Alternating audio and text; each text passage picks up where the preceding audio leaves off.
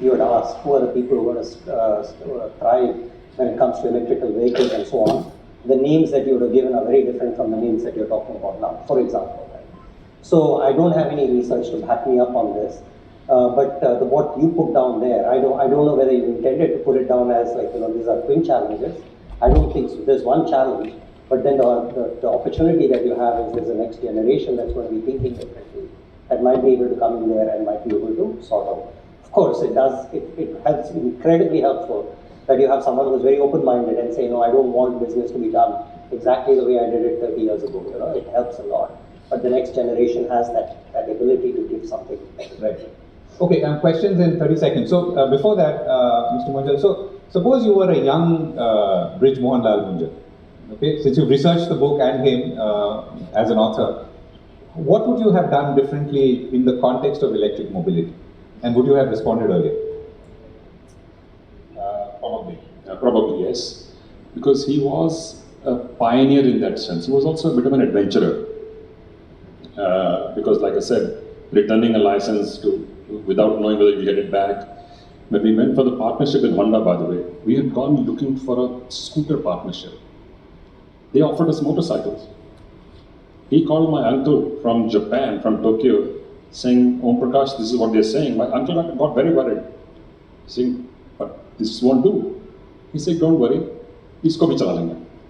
So that spirit of get up and go each time, to be experimental, was quite significantly impactful on how the companies and the businesses. And that, I think the description of that occasion in the book is quite fascinating, because they're sitting in a board meeting, they're in Japan, and Honda tells them at that point, it just springs it on them that, by the way, we're not giving you a scooter partnership, we're giving you a motorcycle, and scooters we're going to give it to Firodias in Pune. I guess which makes it a double shock. So anyway, questions? Yes, please. So very short questions, please, and I want to collect as many as possible and then hand it over to them. Generation shift. My company was started in 1870, 151 years. But we have started all our extraction plants and all our business in 1990 because of the government's policy and the officers' attitude. And you see in the world, not even 3 to 4 family businesses are there. Even in India, not even 3 to 4 family businesses are there. So what do you suggest? Even we were educated from the beginning. All the people are beginning. So what do you suggest? Because all our people are engineers and working. We'll get more questions. Thank you. Okay. Got it. Was there someone? Yeah, go ahead. I have a question. My name is Rakshit.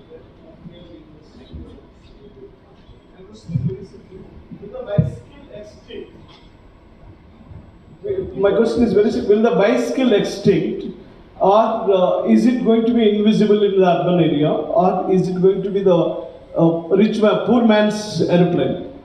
Poor man's aeroplane. Okay. Anyone else? Yeah, go ahead.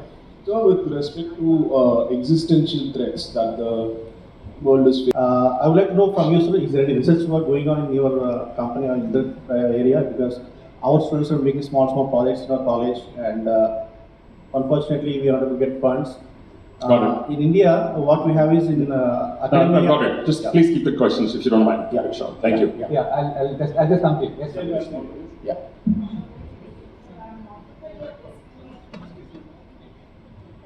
Sir, there is a generational gap, and my son wants to get into business, but I'm discouraging him to come into the business because of the policies we have, the instability in the policies. But you rightly said, work for some time, get and understand your passions and all. So what is your suggestion as such for young generations to get into the family businesses? Okay, let's respond. Yeah, go ahead. I think at least 3 of them for you. So Okay. First, I think that information is incorrect that there are no longer families in business. The majority of the employment, the majority of tax and revenue collection, and the majority of economic activity worldwide is still in family-owned businesses, even today. More so in Asia. Including in North America. Okay? Latin America, Europe has been very common, very well known, Asia is very well known, but it's also the case in other parts of the world. So it's not at all uncommon. What has happened is, families like yours, which have run a number of generations, see what happens is it's well known, well researched by many institutions, that a majority of the family-owned businesses will destroy themselves by the third generation. And that number is 94%, by the way. It's only 6% which will remain. But those 6% have learned the magic formula of then going on generation after generation after generation.